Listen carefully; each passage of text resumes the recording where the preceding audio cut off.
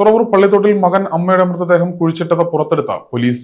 മൃതദേഹം വീട്ടിനുള്ളിൽ കുഴിയിൽ ഇരുത്തിയ നിലയിൽ. സംഭവത്തിൽ മകൻ ഗിരീഷ് കുത്തിയതോട് പോലീസ് കസ്റ്റഡിയിൽ. ദുരൂഹതയ്ക്ക് വിരാമമിടാൻ പോലീസ് പോസ്റ്റ്മോർട്ടം റിപ്പോർട്ടിനായി കാത്തിരിക്കുന്നു.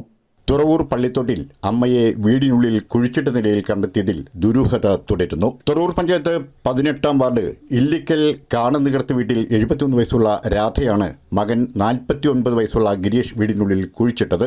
ചൊവ്വാഴ്ച രാവിലെ 6 മണിയോടെയാണ് രാധ മരിച്ചതെന്ന് ഗിരീഷ് പോലീസിനോട് പറഞ്ഞു. ശവസംസ്കാരത്തിന് പണമില്ലാത്തതിനാൽ വീട്ടിൽ തന്നെ കുഴിച്ചിടുകയായിരുന്നുവെന്നും നാട്ടുകാരോടും ഇയാൾ പറഞ്ഞിരുന്നു. സ്ഥിരം മദ്യപാനിയായ ഗിരീഷ് അമ്മ സ്വാഭാവികമായി മരണപ്പെട്ടതാണ് എന്നാണ് പോലീസിനോട് ആവർത്തിച്ച് പറയുന്നത്.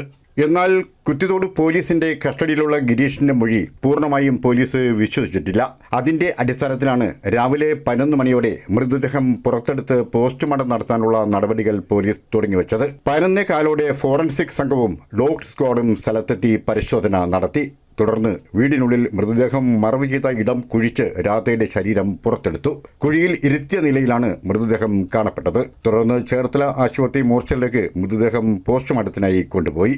രാധയുടെ ഭർത്താവ് കുഞ്ഞു വർഷങ്ങൾക്ക് മുമ്പ് മരിച്ചുപോയിരുന്നു. ഇപ്പോൾ രാധയും ഗിരീഷും മാത്രമായിരുന്നു പള്ളിത്തോട്ടിലെ വീട്ടിൽ താമസിച്ചിരുന്നത്.